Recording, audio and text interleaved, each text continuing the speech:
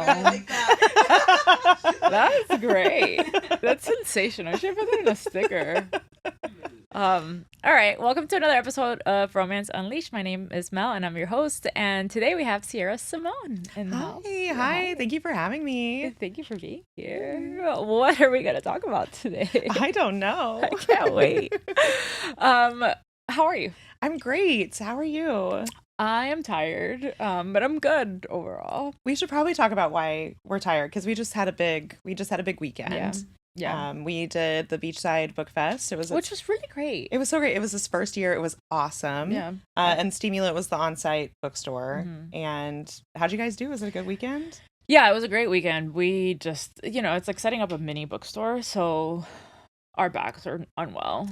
And That's why you can show us your beautiful arms, right? Yeah. Because you make them strong by It's carrying boxes of books. It's the gym of Stimulant. It's Yes. what we call it. Yes. And our gals are strong because of it every day. Like, really, when we squat with like book boxes every day, like, come on, like, we should really sell this program. I know. I mean, especially when you're like unpacking special editions, some of those special editions are like, yeah. Well, you know what though? Like, indie books are the ones that are heaviest. And I think it's because I don't know if like the paper is heavier. I don't know what like happens at Ingram or wherever we print them that are just like way heavier than like a traditional paperback. Yes, I can attest to this. So, the paper you can use when you're printing on demand. This is why people tune into this podcast, right? It's for paper types. But if you've ever bought an indie book and then you've ever bought like a traditionally published book and you've noticed like a weight difference or a texture difference, that's real. I think it's pretty common for traditional publishers to use something called groundswood, which is like a lighter, pulpier kind of paper. It's less smooth, less dense. And Ingram just started offering it a couple years ago.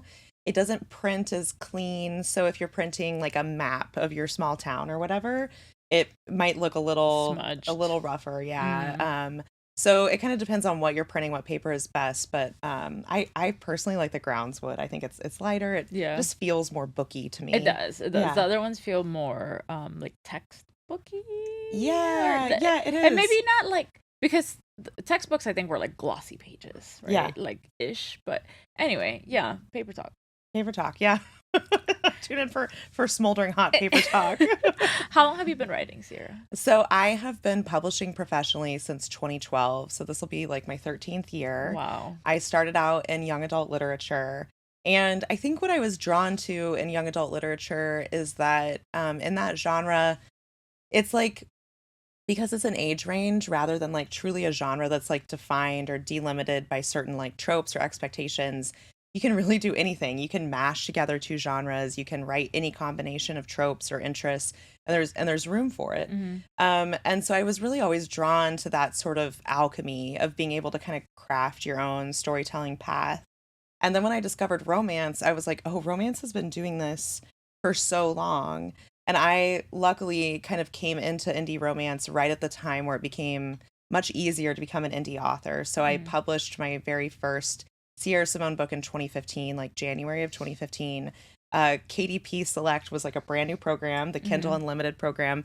Back then you could borrow a book and you would get, the author would get paid per borrow. It was like $1 per borrow or something, rather than per page read. Got it. And so it was like a new program, but it was a really cool way to start reaching readers if you're a new author, which is still the case, And I was publishing the really hot genre of historical erotica. And I was writing it in between my young adult books because it was kind of like a break for my brain. And I found myself kind of disillusioned with traditional publishing just because there's like a lot of commercial thinking that goes into it. And I understand why. Like, these are giant corporations, HarperCollins, Penguin Random House, like, big New York publishing boils down to what is it, 5 or 4 companies now?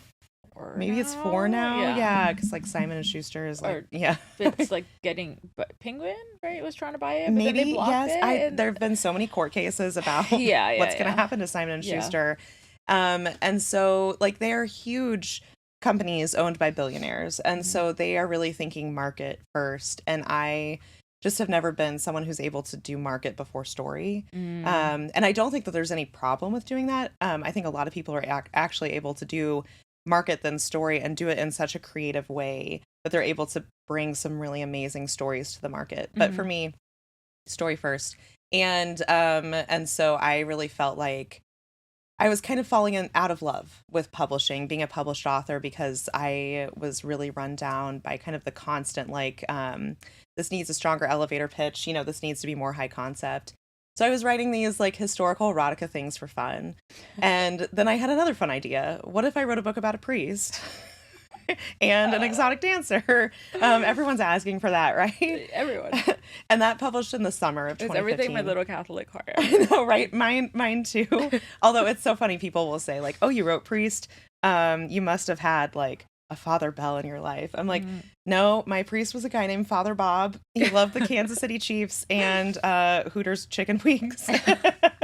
And he was So there was a correlation there. There's a Hooters. There was a Hooters, There was yeah. a Hooters. But he did tell us that, it really was about the chicken wings for him. Who was giving him the chicken wings was irrelevant. We were like, sure, Father Bob. Sure. Yeah. And so I published that in the summer of 2015, 10 years ago. And that was like kind of the beginning of, I think, Sierra Simone is sort of like a taboo kind of author journey, and kind of being more on this sort of like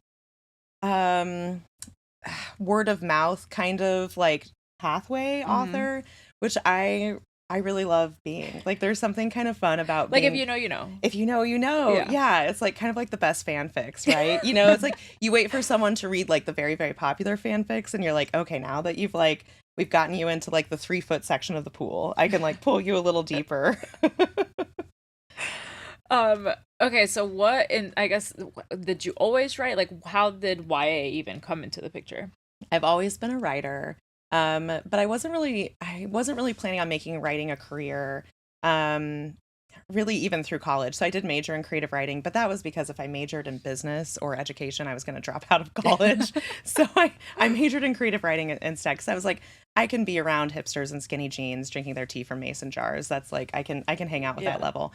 And so I got a job. I was working in like museums and libraries off and on after college, but I was always writing when I should have been doing other work. Sorry to my bosses at the library. But I would always look like I was really hard at work at the desk, and then people would come up and ask me questions and be like, one moment while I finish important library work, and then I'm like, I mean, but important library work is priests. Exactly. And now priest is in libraries. So it's like full circle. Circle. It was library work all along, guys. Yeah, but I've always kind of been a writer, but the way that I wanted to write changed. So when I was younger, I wanted to be a nun. And then I wanted to be like a nun theologian. What's that? So I wanted to like be a nun, but I wanted to like write things like, Teresa of Avila, or like these saints who would like write like really intense philosophical works. And then I think that at some point the hormones kicked in, and I was like, I don't know that nunning is for me. I think I like kissing too much. And then I was like, maybe I'll be a journalist. So I was like the co-editor-in-chief of my high school newspaper. I was going to go to J school, and then I learned how much journalists make, how much money. And then I was like, I don't think being a journalist is for me.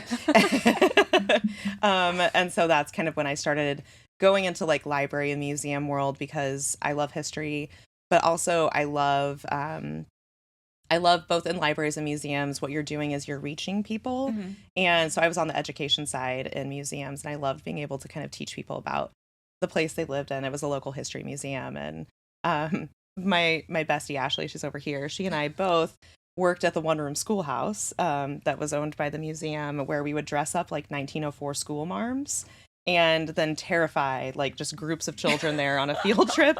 They would come, and we'd make them write cursive on the board, and they'd have like little slates with little like slate rags. And my God. And your job was to be very strict and mean. The teachers actually wanted you to, so that then the kids would be like, oh, we have it so good. Our teacher is so nice. Life hack. Yeah, if I was in 1904, the teachers would have yelled at me. So I feel like I was never as good at the yelling. Like, that was always my feedback during my evaluations. We're like, you could be meaner to children. Yeah, if you made them cry, they would love you by the end and be like hugging you and not want to leave. God. Yeah. Not the same thing, but I was like the parent coordinator for like a youth football and cheerleader like youth league. And the parents would get angry if like we didn't discipline them if like the kids were late. And I'm like, but aren't you driving? Like, this is a 6-year-old. Yeah. Like, so I have questions. Like, are we disciplining you or your child? Like, where? And they're like, make him run laps. And I'm like, maybe you should run laps. This is Like, very interesting. This is like a yeah. very like, it's like they want the vibe of a military boarding school but Yeah. with their sports. Yeah. And also, like, obviously, like, once you get to like a collegiate level, even probably high school, et cetera, right? Like, there's going to be stricter discipline on like, we're in Pee Wee football, man. Like, please, it's gonna be okay. Like, I promise it's gonna be okay.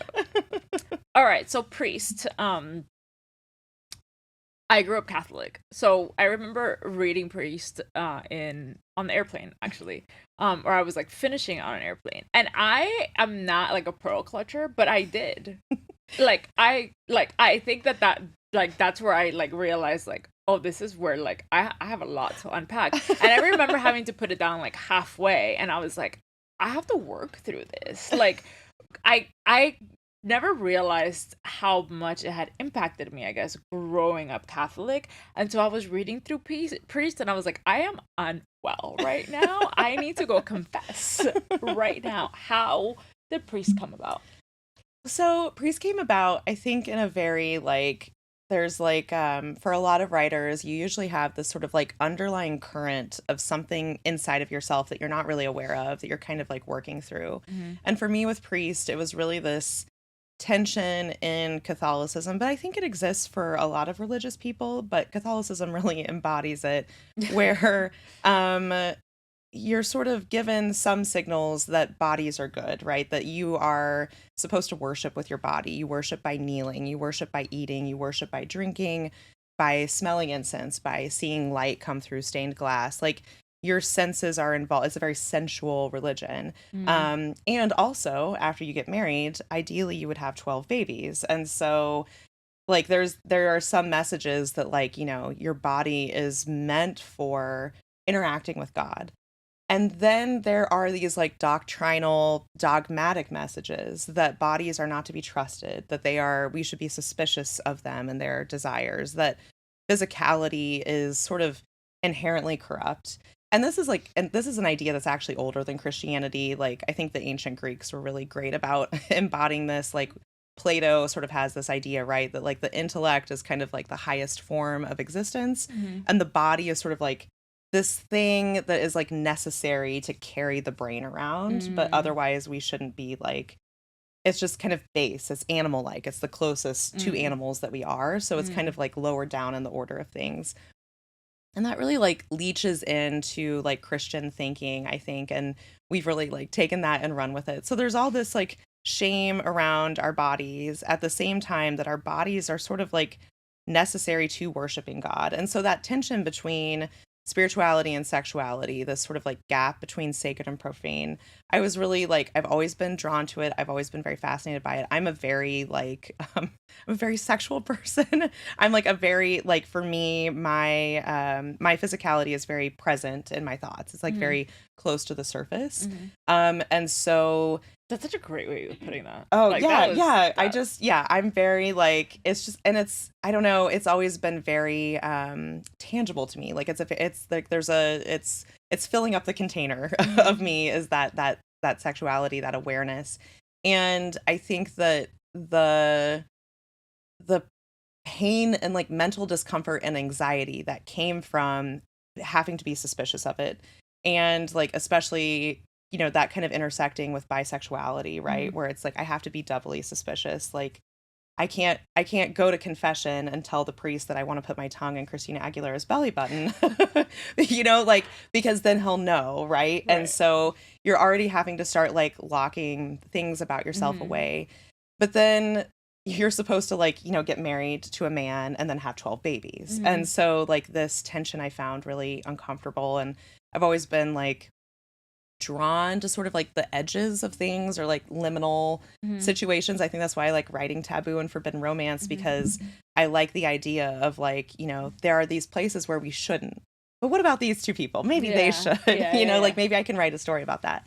And then like that was kind of happening under the surface, but then that like what was happening currently, like in 2014, I went to a really great panel at RT. Do you remember RT? It was like the Romantic Times. It was a magazine. Okay. And they used to have a convention called the RT Book Lovers Convention. The last one was like in 2018 in Reno, Nevada. And it's so funny because sometimes you'll see on TikTok, like, you know, breakdowns of like a signing where people were behaving badly. And I'm like, you guys have no idea about the things that would happen at RT. It was wild. Like male models like fighting for their lives to escape these crowds of You know women. what? I feel like Rebecca Weatherspoon talked to me a little bit about this, because I Yeah. think like me and Cookie said something about like someone wanting to bring like male models in, and Rebecca was like, "Mel, no, do It's never been a not." good She was idea. like, "People were feral. Like we had to get security to protect these like," and I was like, "You know what? We're just gonna leave them." Yes, it's just I don't know what it is. And like the woman who ran the convention, I can't remember her name. She had a pet deer. Sometimes she would bring her pet deer to the hotels that the convention was at. I mean, like it was a beautiful time to be alive in romance. And in 2014 I went to a panel about God and sex and romance, and there was like no one in the room. Like I think there was like 6 or 7 people who came. But the panelists were, it was an Episcopal pastor. I think her name was Amber Beldine, Tiffany Rice, and then my now editor, Krista Desir. And they were talking about, you know, why in romance is sort of religion sort of this thing that we really stay away from. So if you look across sort of the breadth of romance, we never really talk about characters being religious. Religious, right? Yeah. And it's kind of interesting when you think about it, because if you were going to have a happily ever after with someone, like realistically, you probably would talk about like, what kind of things would you want if you died and you needed a funeral, or what Right. holidays are we going to celebrate with your parents and which are we going to do with mine? Right. Um, And even when you have like a Christmas romance or a Hanukkah romance or what, like I feel like a Hanukkah romance talks more about like their religion. yes. But I would say anything having to do with like Christmas, for example, you're never do you see like a spirituality aspect to it. It's just like a thing we celebrate, but not like why it's celebrated. Yeah, it's like purely cultural. Right. Which I think is like obviously that works, and that works for a lot of us, right? Yeah. Like I'm not saying that like, you know, everyone is being like, where is, you know, where is Jesus is the reason for the season in this book. But it is like it was an interesting thing to think about, is like this is sort of a place that affects all of us. Spirituality affects most of us. Even if you're atheist or agnostic, you still usually have to connect with your partner about that and kind of like make plans for Right. the future and Right. stuff. And so the conversation kind of revolved around how do you write these sort of like stories where spirituality and sexuality are interconnected. Obviously Tiffany Rice is like the goat with her original Sinner series. Like Mhm. she's I think one of the first people in contemporary romance, like kind of in our era, to really like bring that into the conversation. And she did it so like complexly and so well. And so I left that panel feeling really like energized. Like Mhm. there like this pull that I feel like there is a horizon that I'm actually being pulled towards, and I think I can go find it. And so yeah, I sat down a couple months later, I opened up a laptop and I just typed out the prologue to Priest as it is now. Like the way you read it now is the way that I very first typed it. It was a writing retreat. And I typed it in the sunshine, and I didn't know anything that was going to happen in the book. I just knew the prologue, and the prologue was kind of like my writing prompt. It was like, okay, now write a book that matches this prologue. And so that's what I did. It's like an SAT question. Like Yeah. this is, and you have Yes. 2,500 words. Yeah, yeah. To turn this into a bestseller. Yes, exactly, exactly. Kevin buys 7 oranges from the store. You buy, yeah. It was like a writing prompt, and it was really good because I didn't have room to second guess myself, you know? Like I think the line I remember writing just because I loved the way it sounded and I had no idea what it was going to look like was I broke my vows on the altar of my own church. Mhm. I had no idea like what that scene was going to be, but like just writing the sentence, I was like, yes, this feels right. I'll figure it out as I go. I'm like the kind of person who jumps out of the plane and then I'm like, oh, the parachute. And then I'm like trying to put on the parachute as I like jump out of the plane. That feels like me. Yeah, yeah. Like I'm gonna do this, and then we'll just kind of figure it out as we go. Did you always know there was gonna be a series, or did you think Priest was No, kind of not at all. And that's why, so if you've read Priest, he has these like dirtbag brothers that are in it, Sean and Aiden, and they're just rich businessmen who are just like absolute dirtbags. And when I wrote Priest and it was going to be a standalone, I was just like, they're supposed to be foils to him. Like they're supposed to show how good he is because they're just like garbage men. And so I think if I'd have known that I was going to write, they were going to each get their own book, I would have like carefully chosen like traits about them. And I was like, Made no, them no, no. a little Yeah. less garbage. Yeah. I'm like, no, no, no, they're dicks. And so a couple years later, I just like as I was going on one of my stupid little walks for my stupid mental health, I had an idea for Sinner. You know, my mom had passed away in 2014, and I was still like slowly unpacking that. I'm like very much the kind of person who needs like geologic eras to unpack my feelings. You know, like right now my backlog, I'm like to 2019. So like right now I'm still like feeling my feelings about 2019. Yeah. I don't know what's going to happen when we get to 2020. Oh, fuck. Right. And so when I realized that I wanted to write a book about Sean, I was like, the only thing I know about him is that he likes strippers. Like that's like the only fact that anyone knows about this guy. And so I think I sat down and I just started like noodling on a prologue because for me those are really helpful to write. And I had the idea that he would read romance novels to his mom while she was in like the cancer infusion center. That's sweet. And yeah, that he was like the kind of guy that would read books out loud to his mom while she was sick. He's redeeming. Yeah, it's redeeming, right? But then I was like, these are two very different data points. I like strippers and I read books to my mom. I'm a mama's boy. Like, how do I make these two things true from one person? And so that was like the prompt. Like, how can I, like, the writing prompt is like, make one character have these two things make sense about them. And so by that point, I was like, I better make sure I don't make Aiden, you know, a dirtbag again, so that when I write his book, you know, I'll know more about him and he'll be easier to sort of redeem. So I think that by then it was a little bit easier. But yeah, I really had my work cut out for me because I was like, I'm just gonna make these guys assholes. Yeah. It's fine. And then I was like, oh, he has to be a hero. But Sean Bell's one of my favorite heroes, and I have a theory that secondary characters sometimes make the best protagonists later on because when they first emerge, the writer feels more freedom to make them like a little bit zanier or a little bit more interesting or a little bit messier. And so then they end up having there's less pressure. Because there's less pressure, right? Because they just have to show up and be comic relief or be the person the protagonist talks to. Right. And so then later on when they get their own books, like you already have a more like interesting starting place than book one in a series where you're like, these characters have to feel like main characters. So if you've ever liked like the third book in like Devil in Winter by Lisa Kleypas is like I think a great example because like she wrote Saint Vincent as like a villain, and then when you get to Devil in Winter and he's a hero, you're like, oh, okay, yeah.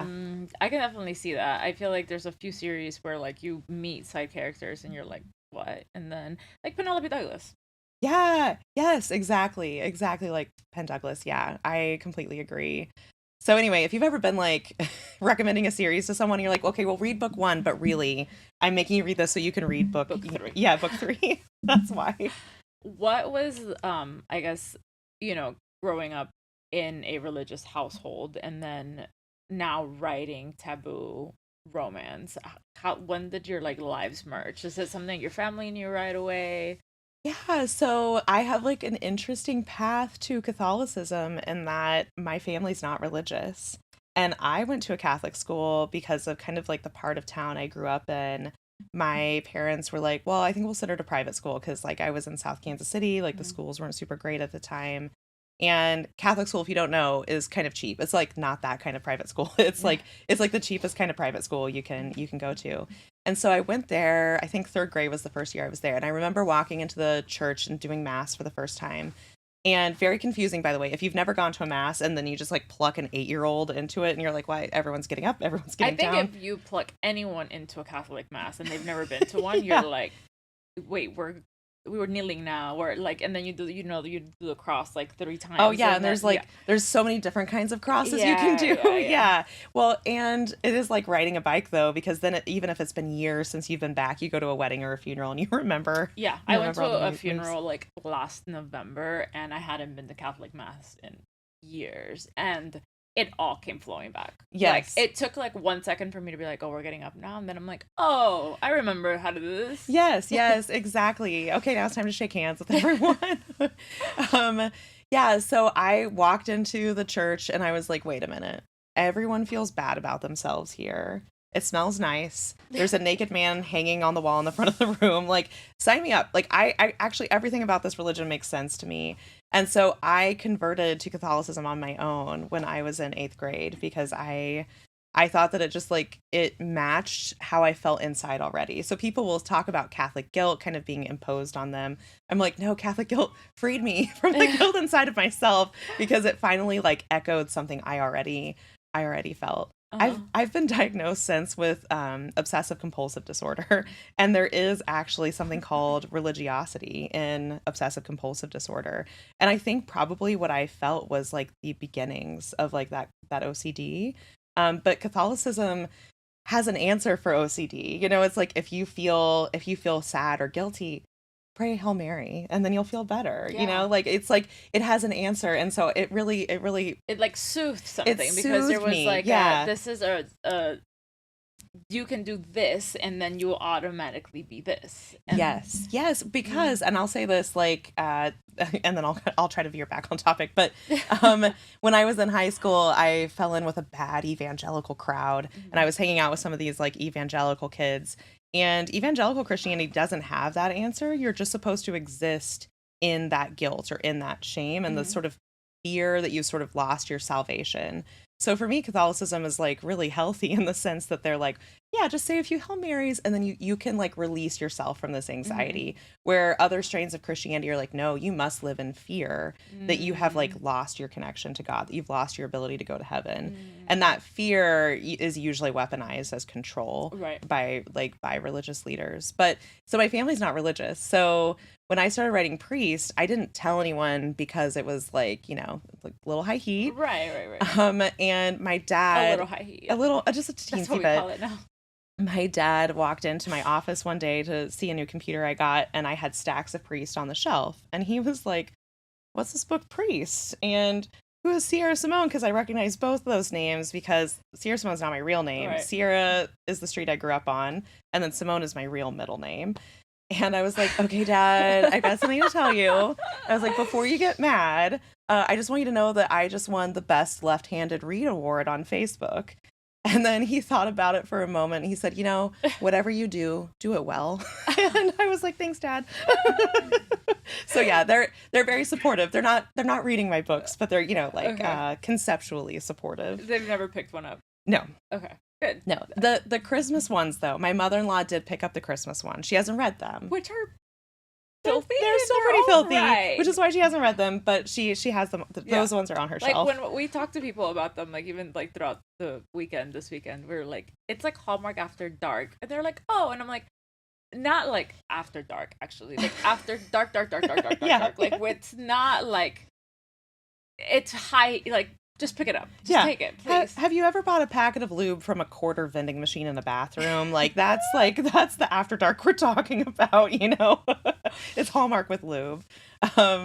And yeah, so they've been supportive, but like, you know, they're that's maybe not the kind of books they would pick up on their own. Right.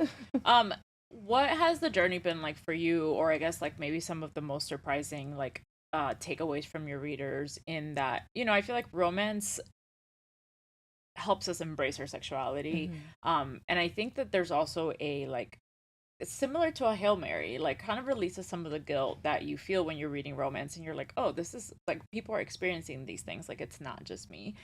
What has that journey been like for you, or just like maybe feedback readers have given you? Yeah, I actually think it's been a really powerful like journey for myself, like to sort of see how not rarefied or not special like some of my thoughts or experiences are, because there are things I write because I'm sort of trying to unravel them, right? Like I'm trying to sort of unravel specific things about kink or about queerness, and you know, I'm just trying to like examine them. I'm curious about them because, you know, something probably inside of myself is about to shift or needs to shift. And I'm usually kind of writing inwards, right? There was a poet and an activist who said something once, and I wish I could remember her name, but she said, if I can change myself, I can change the world. Mm. And so a lot of my writing inwards is sort of about that. Like how can I clarify or make more honest something in myself? And then, sort of the hope is that, if you're able to change yourself, that has like a ripple effect to the people around you and the people who are interacting with you. And so it's been really moving to then have responses from people. I expected, people would write back about priest and sinner and saint with things like, this helped me get back in touch with my sexuality. Like I had, kind of felt oppressive, suppression from my religion about my sexuality. Now I feel liberated. Mhm. But what I was surprised about was how many people emailed me and said, I think I'm ready to go back to church. I think I'm ready to talk to God again. Wow. Because they had already sort of gone through the part where they had reconnected with their sexuality, Mhm. but they had felt like they needed to sort of kill off their spirituality in order to do it, like in order to Mm. get into like a feminist or queer Yeah. space. And so now they felt like, actually, I think I can negotiate a relationship with God on my own terms, not Mm. the terms of someone who wears a pointy hat in Italy. Right. And I think, and I think that that's sort of shout out to Bob Provost, the I was Pope. gonna say who had lived in Peru for a long time. So Right. someone like texted me that, and I was like, "Yay, go Peru!" Like, what? Can I know more? Like, was he born in Peru? I don't think so. I think he was born in Chicago, or his Born in parents Chicago. Peruvian. Yeah, I don't no, think he so. was just sent there He on a just mission, lived, yeah, and I and he guess loved stayed it. there, Yeah, he yeah, loved for a it. long time. Became a naturalized citizen.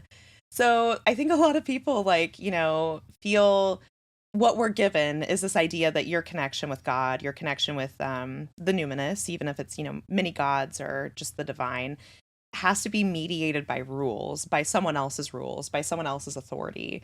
And so I think that there's sort of a relief in seeing someone else say, no, no, no, you are your own authority on your relationship with the divine Mm, and how that relates to your body and your yeah. relationships and your romances.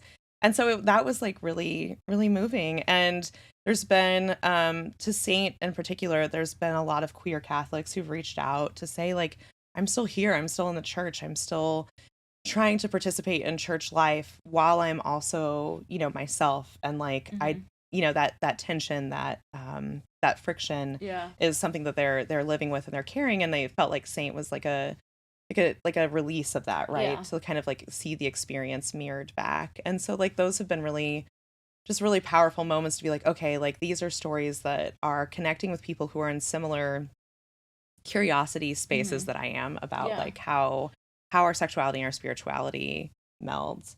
I will share one of my favorite stories is that I did have some readers come up to me at a signing. Ashley was there, and they were talking about Thornchapel, and they had started reading Thornchapel as a book club, Mhm. and they finished reading Thornchapel as a polycule.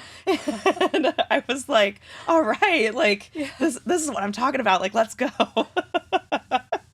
I will say a lot of what you said resonated in that. Like, I feel like when I really tapped into, especially with like starting the steam box and like really tapping into like my sexuality in that way and being very open about it, I felt like there was this more internal pressure of like, I can't be this kind of feminist and be religious at the same time because both worlds don't collide.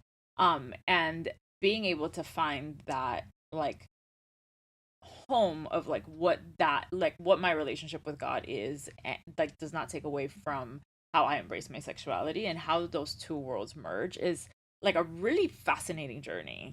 It is. And I think that like we live in a really great time because a lot of scholarship is becoming more accessible to the public, and it used to be like a lot harder to get a hold of PDFs of papers and research and Hmm. stuff like that. But there are so many feminist biblical scholars and theologians who are kind of going back and doing a really great job of unpicking, what part of scripture, what part of the history of the church is really tied to the practice of being a better person, of seeing the dignity and like the godhood inside of other people. And what is sort of the veneer of patriarchy that's going to happen when Mm-hmm. any belief system develops inside of a patriarchal culture, right? Like Mm-hmm. that belief system is sort of inevitably going to be a vehicle for patriarchy. And so I think that like some of the like feminist, sexual, religious like intersection that is like peeling back, like, how much of what women are allowed to take and enjoy is a patriarchal like hangover, and how much of it is actually about becoming the kind of person that I think we're called to be, which is the kind Right. of person who like respects and has concern for the people around Right. them. And I think that just the notion, right, that when we're talking about like men and their sexuality or just like sex in general, right, like it's totally fine, like it's normal, it's what they were born to do. But when women are brought into the picture, it's a like guiltful situation. It's Hmm. a you should be ashamed of that. It's a you shouldn't do that. Not the way that it's embraced for men, which is wild. Yeah. I actually think this is part of like the power of good girl, right? Is that like Mm. hearing good girl in a situation that involves sex is like really sort of like just detonating this like tension of like it is bad to be Mm. having sex, that it is like shameful or something. And so hearing that praise in a sexy situation, like just every time, just like a tiny little detonation of like that wall that patriarchy has Oh. built. And I understand, like I have heard, some really insightful critiques of like, is good girl patronizing, is infantilizing, like I'm not a girl, I'm a woman. Mhm. But I do think that like there's a reason why good girl hits different than good woman, you know? Absolutely. And Absolutely. yeah. Um Don't ever call me a good woman. I know, actually Actually. actually that feels like the kind of guy that I'd be like, "No, thanks." He's Yeah. like, "Oh yeah, I've got a good woman." I'm like, "I don't know." Yeah. That sounds Like like you want me to do dinner for you. yeah, Like yeah, like let's go back to good yeah, let's go back girl, to good girl. please. And but I think like it kind of goes back to Mhm. this sort of like core wound that a lot of women bring into the bedroom, which is like this sort of like anxiety about letting go, about being sort of like fearlessly sexual, right? Mm. Because there's something that still feels shameful about it, or that you'll be punished for it later, Right. like passive aggressively, right? Right. And that like I love that you do XYZ, but like where did you learn Where did you that? learn XYZ? Who Right. else have you done XYZ Right. with? Or Right. when you're looking at someone across the room, are you thinking about XYZ with that person, you know? Right. And I think that there was probably like this blissful period in like the second Obama term when I Mhm. was like, we're done with this. Men are fixed. We're slowly but surely we're fixing men.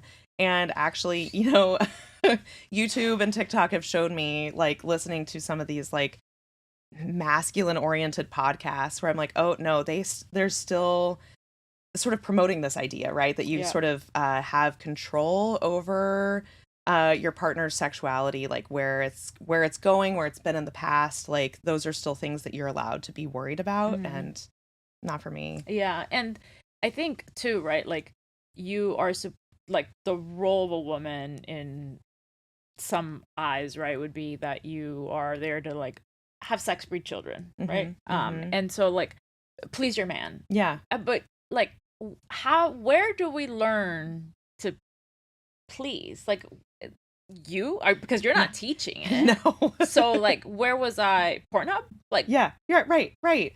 This is the like the fuckboy logic of like if you have sex with 50 men, it somehow physiologically changes your body, but if you have sex with the same person 50 times, then the body is fine. It's like right. this logic that doesn't quite add up. I actually think that this is like one of the fantasies in romance that we encounter, right? Is like the book boyfriend who doesn't care, who's come before him, doesn't care who's coming next, or like the sort of fantasy of like sex lessons of being taught, right? Mhm. Because there's this sort of like you have concern for my pleasure, but you also have concern for like who I am as a sexual being holistically, and maybe even in the future if we're not together. Right. So like I think that that's like you can see these like authors sort of working this out in the genre Yeah.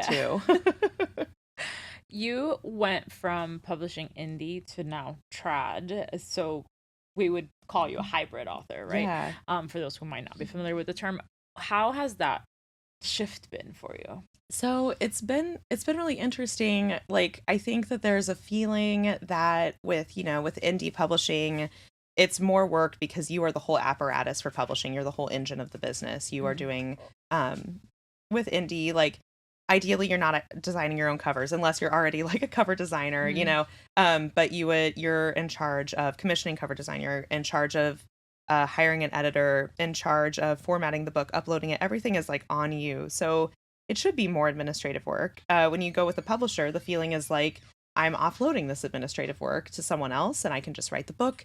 And then I live like a Victorian gentleman with a pipe and and a silk smoking jacket. And I just like wait for the royalty checks to come in. Yeah. But the truth is I've found that traditional publishing is a lot more admin overhead. Like it's just a lot more emails. It's a lot more, a lot more red tape. a lot more red tape, a lot more like decision makers at the table. When you're an indie author, you can decide at 2 a.m. in your pajama pants to put a book on sale. But if you want to suggest a sale to your publisher, it's going to go through all of these different like departments. They're all going to say no. They're going to be like, no, that ebook should be, $13.99. It should be a $13.99 ebook. And so like there is a lot more, like there's just a lot more decision makers at the table. I really find for myself that the sweet spot between indie and trad depends on the kind of books that you're writing. So trad is really great at distributing books to booksellers and libraries, and they're really great about selling books that really fit in a category, that really fit in like rom-com, really fit in romantasy or romantic women's fiction. Like if there's a category that's established, they're usually pretty good about giving it a decent cover and making sure that the right reviewers and right, legacy media gets a hold of it. If you're writing something that's like a little bit more off the beaten track, like Priest in 2015, for example, it becomes harder because they might not know how to market the book in a way that's like kind of honest to the inside of the book. And to me, that's like the most successful marketing is something that is like really giving you a glimpse into the experience that the book is going to give you. I think Kennedy Ryan's covers are such a good example of this, where when you look at a Kennedy Ryan cover, like Before I Let Go or Can't Get Enough, like those covers feel like how the book feels inside. You are seeing the heroine of that book represented on the cover of that book.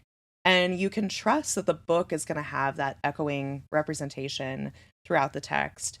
And so I think that like the honesty in the marketing, in the package, is it gives the reader like a reason to trust you. It gives a reader a reason to say, okay, this $17.99 can go here today.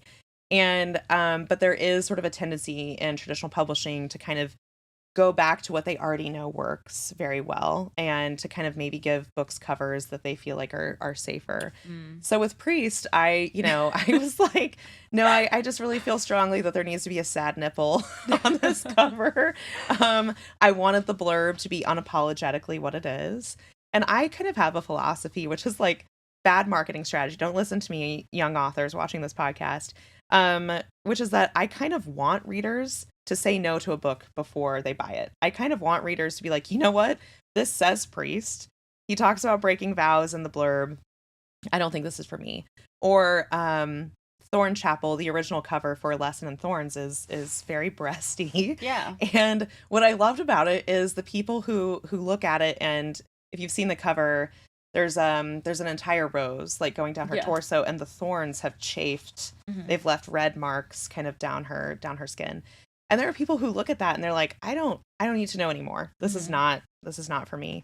But then there are the people who look at it and they're like, I need to know more right now. And those are the readers I'm interested in. There's no sense as an author in trying to scoop up readers into your net who are just not going to be the kind of person who are going to enjoy your book, who are going to want to buy more. You might as well find that reader who's going to be like, hell yeah. And now I need to go find everything she's ever written. So I love to package my weirder books in ways that feel genuine to the story. And so when I'm writing, that's usually kind of what I ask myself is this the kind of thing that I really think a publisher is going to have trouble deciding what bucket it goes into? So when Julie Murphy and I wrote A Merry Little Meet Cute, the first in the Christmas Notch series, we're like, it's Christmas, it's a rom-com.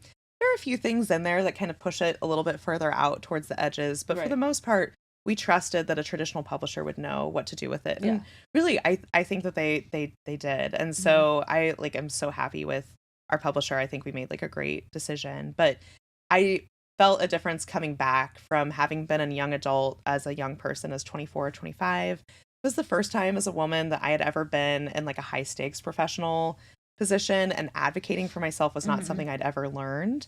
They don't teach you that in creative writing class, like if you get published, here's how to like say no to a publisher, you know? And so I felt like I was very much a wallflower kind of in that process. And so after several years of indie publishing, of knowing what kind of readers I was reading for, what kind of books I wanted to write, what kinds of things were non-negotiable about my brand, I felt like I was able to come back to a publisher with a lot more certainty, a lot more security in myself to just say like, hey, this is how we're going to do things. So, Julie and I were able to say like, the queerness is non-negotiable. The fact that the heroine is a plus size sex worker is like non-negotiable. Because, we did have editors that we talked to that were a little bit like, how loose are these boundaries? Can we make it so that she's only got a solo OnlyFans instead of porn work. And so I was like, you'll have to like X that out probably for TikTok if you use that word. But that kind of stuff, I just had a lot of security in saying, no, my readers kind of don't expect me to pull back from those edges. Right. So it would make sense to put out a book with my name on it that was safer in the perception of like a market sense. Right. And I think in general, those books do such a good job at just like introing people into what adult work is like, and like to really have a like newfound respect for the different things that adult workers go through, that they have to put up with, what they have to like negotiate and fight for, that you would have no idea about. And this is where like when people are like romance blonde, I'm like, no, the amount of information that you can learn from a romance book is kind of unreal. And I think that the way that like you, Kennedy, like put such research into these different topics like is so I've learned more than I would have Googled, you know what I mean? And I think that is so incredibly important as like the genre continues to get more popular in a sense. Yeah, absolutely. I think about sometimes when I was working at the library, there was a kid in the real life who went on a camping trip with his parents, and they went, I don't know if it was like they went whitewater rafting or something, but he fell out of the boat and into a really dangerous river. And he like went like this, like feet first, like made his body straight as an arrow, feet first, just try to keep himself feet first until he could angle himself towards the shore. And he ended up being okay. And they pulled him out and it like made the local news. And they said, how did you know what to do? Because that's like a Navy SEAL like strategy. Right. And he said, I read it in a book. It was like a children's series called Pendragon. And he was like, I read it in one of the Pendragon books. It's my favorite series. Like the main character does this. Like this like 10-year-old kid Amazing. is alive because of something he read in a book. And so to me, that is like, that's the power of books. And there are things that you might not even know that you need to know. Right. And then 5 years later, you're like, okay, this is how I start getting a divorce. Or, okay, I read, Before I Let Go. And so now I know that I need to start seeking a therapist if I have like a pregnancy loss or something like that. Right. Like you don't even know that you need it until you do. And then it's there. Absolutely. What has been a taboo trope that you have not written that you want to write? Oh God, it's always DubCon. I love DubCon so much, but I feel like it's such a third rail, in romance. And what's interesting is that I think that old school romance, a lot of it is just DubCon. Absolutely. Yeah. And so we really have gotten to this really great place, I think, where we're able to make sure that like we have a foundation of consent, that should be the baseline of of all romances, is a framework of consent. And so I'm like, okay, we built the foundation, now can we like go back to playing, and I would love to sort of like be able to write a story where I kind of reappropriate some DubCon back into the romance genre. But I don't know, we'll see. I do feel like it's such a challenging trope. It because is. Yeah. And you know what? We were at Romancing the Craft a couple weeks back, and something that I kept hearing was like just authors wanting to write like just like all of these like crazy plots and all of these different things that like we've really gotten away from what like romance was a few years back, and people just wanting to have like more fun with it. And I mean, I feel like this is your idea of fun. Yes. I mean, I think it's like very like a lot of us have these sort of like id driven like ideas, where we just sort of like want to be like feral a little bit. Yeah. And so I think that there is actually an interesting tension between like this idea between like about where we're at politically and socially and like what kinds of things we write to work through it. Yeah. And so I think that there are some readers and authors who sort of go even more towards safety, even more towards honesty and transparency, towards goodness. I think that like we're going to continue to see the rise of like the cinnamon roll and, you know, the no third act breakup, the very sort of like honest, low conflict kind of romances.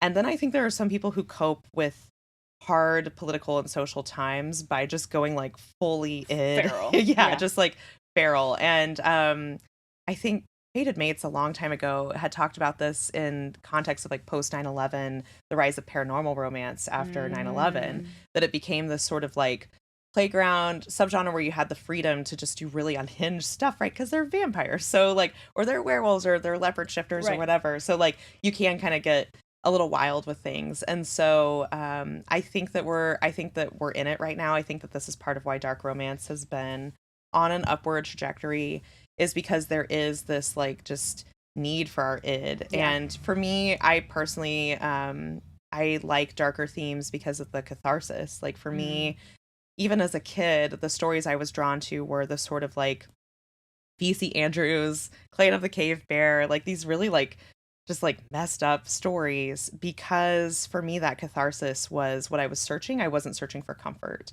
And I think that that is like, I don't think any binary exists, but I do think that there are some people who kind of fall more into the like I prefer comfort camp and more into like prefer the catharsis. And there are some people who are like, I'm like mood. Like Right. sometimes I want to be comforted. Sometimes Yeah. I want to see a heroine live through the, you know, the wildest stuff. I Yeah. want to see like a Kate C. Wells heroine, you know, like run away from a mafia guy, you know, like, so I think that there's like a power in the darker storytelling to like, I don't know. Yeah. Well, I have this conversation a lot, and I took a class at FAU last semester that was like violence in Hollywood, and we had to kind of present like how violence in Hollywood shows up. And in this case, like I took it to dark romance, and I just pulled like some of the most feral quotes from some books, and my professor was unwell, and I was like, I think there's arguments for both sides. And I think what is so popular about dark romance, like you said, is that there is a power on like being a woman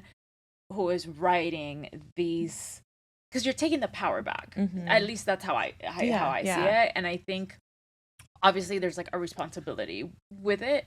But I think that that's where some of the like conversation is missed, right? Like the power that like that author themselves have for like taking that back and taking something that's violent into like their own story and making it a happily ever after, instead of something that's more fluffier or more comfortable. Right. I think it's really telling that like the best and most compelling dark romances are written by women. And I think it's, you know, you would really have to strain to read a dark romance and feel like that author was calling for the abolition of divorce, or, you know, something like that. Like, or, you know, for IPV, like intimate partner violence, to be decriminalized. Like, I think that you would really have to work to say that dark romance is calling for that as a whole. That's not to say that there aren't individual, you know, very problematic dark romances. But to me, it's like, the problem isn't that he's chasing her through the woods. The problem is how that author wrote Chasing Through the Woods. You know, like it's in the how that I think matters. And I'm not going to out this person because, you know, I don't know that they want to have their, you know, their name on main while we're talking about dark romance. But she said something really smart to me, and she said that in dark romance that's playing around with consent, you know, normally in regular romance the consent is between the characters, but in dark romance the consent is between the author and the reader. And the author and the reader are consenting together to kind of go down into this laboratory and start like, you know, pouring shit in beakers and like blowing stuff up. And but, you know, normally we're used to seeing that consent on the page between the characters, but now it's happening in this sort of meta way that like, okay, our job as authors is to give you some tags and some trigger warnings beforehand so you know what you're getting into. Right. And then it's your job to say, you know, okay. Right. Like, which has become more prevalent, like trigger warnings, especially in darker romance. I feel like 5 years ago you weren't seeing them, and now and I think that alludes to that consent between author and reader, where like you're presenting these are the topics we're gonna talk about here. Yeah. Do you want to come on this ride with me or not? Yes, yeah. Like, and that way people, it's like my cover theory where I'm like, I want people to opt out. You know, that way people are like, if it's not for them, then they Right. know it's not for them. Absolutely. So yeah, I think that we're probably going to see even more dark romance, but I think we're going to see even more of this sort of like bifurcation of like very safe, you know, kind of fuzzy romance, and then like, you know, just absolutely feral nonsense. Especially in the next 3.5 years. Yeah, 3.5, I would say. Yeah. About how many days exactly? All right. What is next for you? Okay, so I have the last book in my Lioness trilogy coming out at the end of September. It's called Bitter Burn.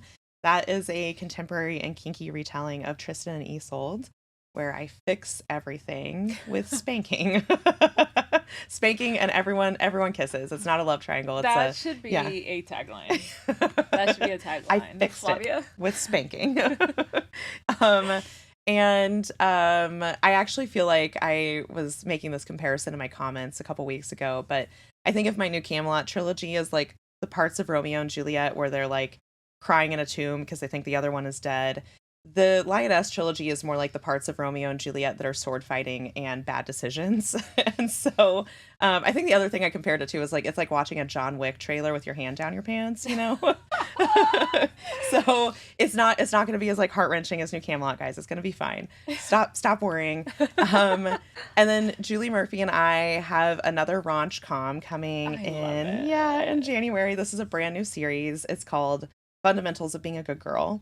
And it is about a professor and a nanny. Stop it. Oh my god, I'm gonna need that as soon as it's ready. I know. I'm so excited. It is like unhinged. Everything we did in Christmas Notch, I feel like we just turned up the volume to 11. Love it. We were like, is this joke too stupid? No joke is too stupid. Put it in there. And you guys have such fun writing them. Oh, we do.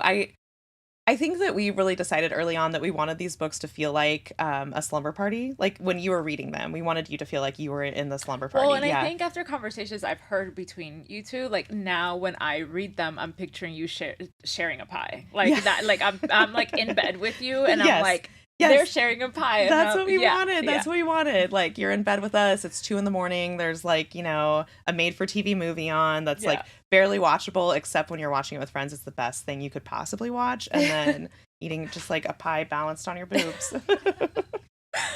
What to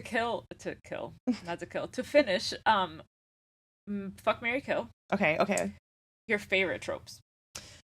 Okay. My favorite tropes. This is hard because normally I just kill off friends to lovers right away. Dead to me. My one hard limit: friends to lovers. Mine's pregnancy. I mean, that's not a favorite trope of mine, but like I just could not. You're like, I don't need it. No, bye. I don't need it.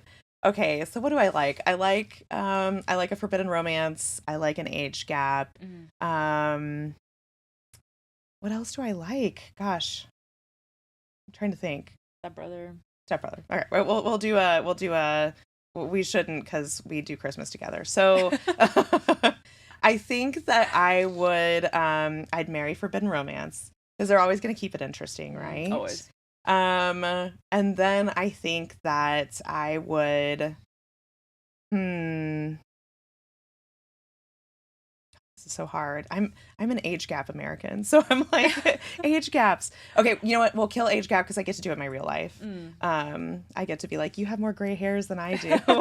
And then we'll marry stepbrother, or we'll kill or fuck stepbrother. That's right. We'll fuck stepbrother. That feels right. Yeah. Can we talk about your hate for friends to lovers though? Oh yes. Here's my thing. I really like high conflict romance. Like I know that right now sort of the trend is like lower conflict. But for me, I just really love that tension. So the circumstances in which I can do friends to lovers are if the unrequited love is so painful that it just makes your like funny bones hurt when you're reading it. Then I can do it. So there's a Tracy Livesey book called Like Lovers Do, where like the thrumming longing between these two people is so palpable. Oh, I'm gonna have to read it. Oh my gosh, I'm gonna eat this shit up. Oh my gosh, it's so there's a scene in a hammock. Anyway, and so it's so delicious. And so for me, that's the kind of friends to lovers where I'm like, oh, like this is added conflict. This is added conflict because the longing between them is so intense, but they don't know how to bridge the gap between friendship and romance.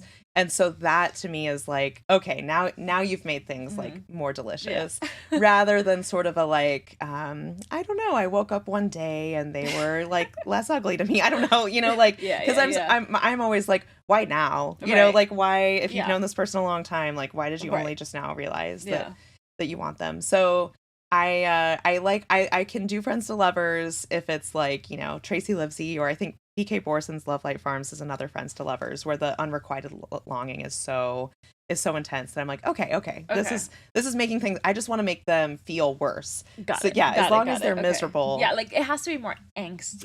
Yes, that's what I need. That's what I need. Got it. Okay. Yeah. All right. Also, I did friends to lovers in real life. I did the like honest, get to know you, communicate transparently relationship.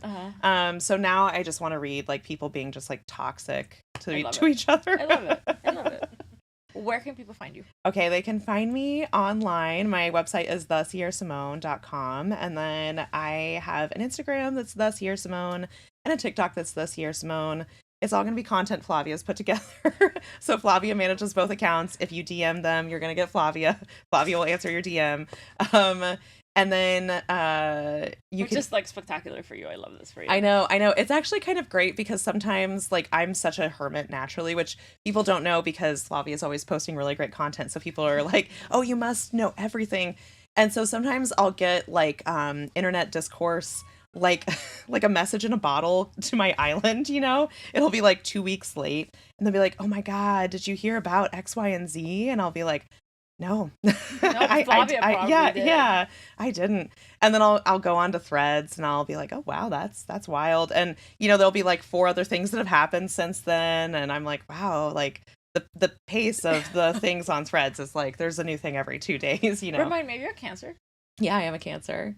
I know. I'm like in my little like. We have the same birthday. July? Yeah. Early July, mid July? Yeah. We might. Yeah. I'm the 10th. Oh. Yeah. Okay. Yeah. Okay. I'm like, there's something. I was like, there's something resonating here. Yes. Like on a deep level. Yes. And okay. Yeah. We're happier when we're in our little sand hole. Absolutely. Yeah. Absolutely. I think for a long time I didn't give myself permission to just like not be, and now I'm like, it's like I'll check Threads because that thing is bonkers, but like keeping up with everything else, I'm like, one has to give, and it just gives me my little happy solitude heart like a lot more happiness if I'm just not.